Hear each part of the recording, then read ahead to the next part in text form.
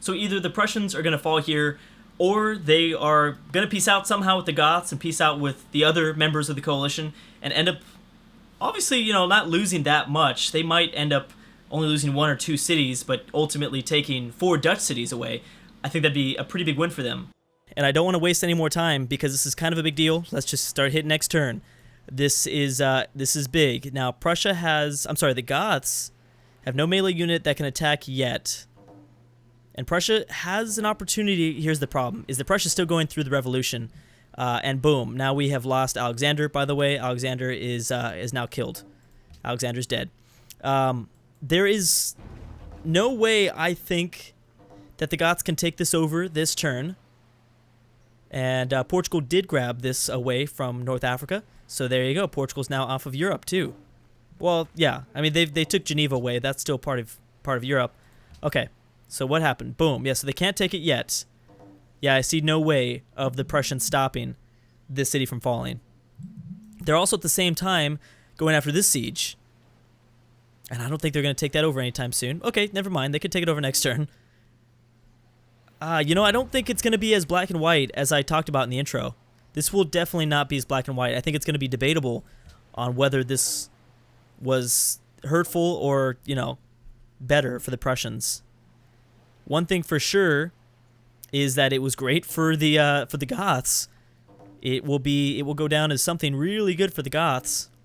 They are really close to almost just cutting off Bohemia from Eastern Europe. We also have Switzerland going after Copenhagen. Oh, they have Copenhagen surrounded. Will they finally do it? It's been all game. Sweden's been trying this. And boom, there it goes. So Prussia has a chance of taking it back. Here's the thing. If they lose their capital, that is a huge loss. They cannot afford to lose their capital. And part of the thing you have to keep in mind is that Prussia has been dealing with the revolution this entire time. So they've been getting pillaged, they've been getting distracted by the barbarians that have risen up. This was a perfect time for the Goths to declare this war. They also had, the distraction in the north. The Dutch acted as a huge distraction. Oh my gosh, the Hittites versus the Ottomans. Let's see what happens to this very kind of this insignificant war here. And this is, oh my gosh. So Assyria, I don't think realizes they're being attacked, sneak attacked. They're going to lose this city, I think, next turn. That's kind of crazy. Arabia is going after somebody. I don't know who it is, though. I think they declared war on Prussia, which, obviously they've got no chance of getting there. Okay, so here's another cool conflict right here. Oh, the Celts are still at war with Belgium. I didn't know that. They should take them over, I think. And we'll see if the siege... We'll see if the Scottish capital falls. They might fall short. So Prussia did take it back. The Dutch and the Netherlands. I don't think the... I'm sorry. The Dutch and the Netherlands. Egypt and the Dutch, I don't think, have an immediate border with anybody, so... Should be fine. Let's see if Sweden can take this now. Nope, next turn. Next turn, Copenhagen falls, and Sweden will be looking pretty sweet. Sweden will be looking pretty sweet. What do we have here? Ramses is pieced out with Florence. Good. He has no idea the trouble he almost got himself into. Hey, that was actually a big move for Prussia. The Goths don't have any melee unit nearby. And boom, yeah. So Armenia actually ended up taking two. They've taken 2 Assyrian cities so far. And yeah, the Netherlands have lost this, which means that, look at that. I mean, Bavaria's kind of connected. They've connected, which they really needed to be able to reinforce this city just in case. Just in case Bohemia decides to turn their back on them. Munich is not even, really under threat. The Dutch are not really pushing forward at all. The Dutch have just been losing territory, like one by one, which is unfortunate because they've had such a strong military. Look at these sea beggars. I don't know why they haven't attacked the British. Boom. All right, so there's another Celtic city. William's got himself a wonder, and Denmark's lost his capital. Again, I've been saying that if the British Isles don't want to be just absolutely ravaged by the Portuguese, they've got to consolidate under one power. Whether that be right now the Celts or the British, someone's got to take over these islands. Because, I mean, you can see the threat right here looming. Portugal pretty much controls... They pretty much control the Atlantic Ocean. And there seems to be this weird connection in all games, which is strange. It must be just a historical thing. I swear, whether it's the British or the Iberia, either the British are always attacking Iberia or vice versa. There's just something here. And it's weird. I've noticed that in EU4. I've noticed that in Civ 5, obviously. I've noticed that in Hearts of Iron 4. There's always some sort of weird connection. They're always trying to attack each other. It must be some geography, I don't know, a coincidence, probably. But I'm willing to bet that by the end of this campaign, yeah, Portugal will go after one of these islands. And if there isn't one power in this location, then yeah, there's no stopping Portugal. Portugal will get what they want.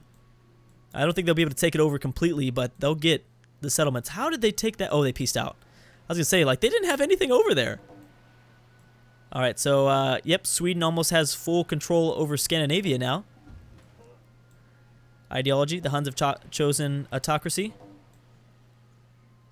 This city should fall soon. The Goths are going to continue to, this is going to continue to exchange hands. Kind of losing power for the Goths a little bit. Ooh, look at the Huns. But they have open borders, so they could be trying to just move through this territory. Well, wouldn't that be a note? Ah, man, I'd be upset, a little bit upset, to be honest, if the Huns did that. Just went to war, swooped in through these cities, and all of that trouble that the Goths went to would have been for nothing. Let's see here. I don't care about the spies. I don't care about the spies. Nope. Nope, nope, nope, not at all. They should be able to take the city over now, next turn. Prussia should. Oh, are they going to go after Haarlem? Is this Haarlem? Haarlem. It looks like it.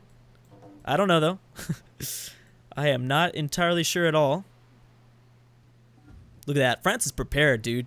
Look at that. France is ready. I kind of want to see another Portuguese-French war because it looks like Portugal would have the advantage, but not really. I think Napoleon's ready to go. What Napoleon needs to do is he needs to take over this Norman city. Get the Celts out of here.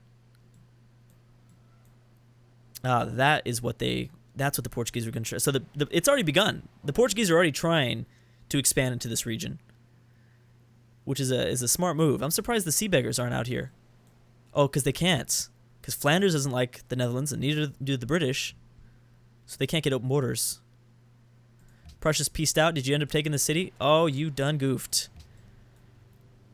You must be really kind of freaking out, probably. I mean, if Prussia can convince the Huns to go to war with the Goths, then that will save them. That will save Prussia. Nothing's occurring from this war here. And Assyria's taking it back. Assyria's taking their city back. I need to check on how many civs are left. I keep forgetting to do that because I know that there's been a few that have been eliminated. What about Bavaria and the Dutch? Still the same. Yep, still about the same. Anything else? No. Okay, so let me check on this. Who's still alive? 36, and that's not including me. So the demographics should say 37. And this is a good time to check on the demographics. Yeah, so the demographics do say 37. So yeah, there's been like how many civs? 3 civs destroyed since the last time we checked on this. That's pretty amazing. And we should see a lot more, actually. Look at that, Portugal slowly gaining power. It's not Bohemia dominating this anymore. They still have #1 soldiers, but I wouldn't be surprised if Portugal starts taking these categories away from Bohemia one by one. If nothing big happens between the two. I'd love to see a Portuguese-Bohemian border come up soon, but I can't see it happening. I don't think it would happen. Not a direct front. Maybe through colonies there'd be a front, but outside of that, I think they're too far away from each other. Unless Bohemia rips through Bavaria, which is entirely possible, and then like I've predicted, Portugal attacks the Italian peninsula. There'd be a small border here. But I can't see those two going to war ever. Yeah, I don't know. I don't know. That'd be surprising. I'd be very shocked. Goths going after the third Prussian city. Prussia's really lost a large portion of their military. And now I'm fully expecting the Bohemians to go after the capital. They've got to. And that would be easy. Bohemia already has the navy in the Baltic Sea. They already have the army to march into the city. What is this? Arabia's chosen autocracy? Sweden's dealing with some rebels. And we should see Portugal take the next Dutch city. Come on, Celts, what you doing, man? You need to push forward. It's almost undefended. Prussia and Portugal have peaced out. We've got Finland grabbing the Eiffel Tower. Armenian Tuscany. Let's see, did any peace deals... Did Portugal get anything? No. Portugal didn't get anything out of the Prussian peace deal. Which I actually kind of thought they would. I kind of thought they would. So, the Goths, I think, need to start thinking about a peace deal after they take this city. Don't do it yet. Take this city, and then you start thinking about a peace deal. Because you need to be careful. Bohemia, you know what the weird thing about Bohemia is that they're number one in technology, but they don't look like they're that strong. They look like they're actually stronger due to their navy. But here, I don't really see much. Warsaw's at 36. That might be the biggest population. Yeah, this city's still at 30. Mali's continuing to move for new settlements. Morocco's still holding true to Buddhism. Keeping this small corner of Africa still Buddhist. The Vandals adopted order. Okay, Vandals, we'll see if you can keep it up, man. Yeah, we'll see if you can keep that. Here we go as we approach turn 350. Yeah, 350. The Hittites and the Ottomans have peaced out. They didn't peace out for any cities because they both only have their capitals left. And I'm just waiting to see what the Huns do. I think the Huns are definitely a dark horse in this game. No one really talks about the Huns, but the Huns aren't too far away from being able to, sweep through the Goths. The Huns could easily take over Russia, and they still could settle out here. I know that these lands aren't very valuable, but still. Okay, yeah, so the Goths need to peace out. And I think they will. They can't press forward anymore because you have a very dangerous border with Bohemia and the Huns at this point. World's most busiest people. This is good. World's busiest people. It's actually the Pope. Whoa, that's weird. And then it's Florence. Ooh. I think these two are at war still, aren't they? Then it's Bavaria, which explains why he's able to pump out so many wonders. Then Bohemia, the Moors, Napoleon, Russia, the Goths, Finland, and then Shanghai. Askia bringing out the top 10. I can't believe how many wonders Bavaria has built. It's crazy. But Bavaria is not very aggressive, so that's kind of the thing there. Hey, maybe the French and the Portuguese are friendly with each other. Watch for this border to get more interesting. Maybe I think France might attack the Benelux region because everyone's going to war with the Dutch, and the Dutch just continue to lose cities. Continue to lose cities and units. Especially as they're like, where did their units go? They had a bunch of units trying to travel. You know what? I bet you Bavaria has slowly been grinding away at the Dutch military. Yeah, they are. They definitely are. Celts, come on, Celts, you gotta start attacking, dude, or else the British are gonna swoop in and take it for you. I think that's super likely. Ooh, Prussia might be able to take this city back. At this point, it doesn't matter, though. I mean, it's a one-pop city. What's it really gonna do? Yeah, I don't think it's really gonna do all that much for you at this point. Anything different happening here? No, it's about the same. I mean, this conflict didn't end up too crazy. Let's see what the Goths. I want to see. Oh, I didn't realize Morocco was going to take this Roman colony. And how do the Vandals approach? I know the Vandals are The Vandals are still at war with Rome, right? Milan's still here, which is crazy. Yeah, Prussia did end up taking that city back. Yeah, so they took that city back. They might lose it. So the thing is, yeah, they both have... Almost everyone's getting artillery. That's big. When Portugal first only had artillery, like that was a big thing. And they used that to their advantage. They really dominated France, I think. But now it's starting to become more of a common technology around the game. Okay, they're trying. They are trying. I think what's going to kill the Celts, though, even if they do take the Scottish capital, is they don't have the technology. I mean, their capital is actually at a pretty good population level. Not bad. It's the best city in the British Isles. It's actually, yeah, it's pretty good. It's almost as big as Paris. What's the biggest city in Portugal? 24, Lisbon. I guess I should have known that one. Arabia is declaring a few random wars. Hey, you do your thing, Arabia. The fact that you're still alive is actually pretty cool. Rome and Carthage have peaced out. Yeah, Arabia's not doing bad. I don't think they can defend themselves if Egypt... Oh, look at this. I didn't realize this. Egypt annexed this city. Oh, they've annexed both of these coastal cities. That's huge. So now they're slowly building a navy. That's a really big deal. I thought that they'd keep those cities as puppets, which meant that they'd be, pretty much without a navy the entire game.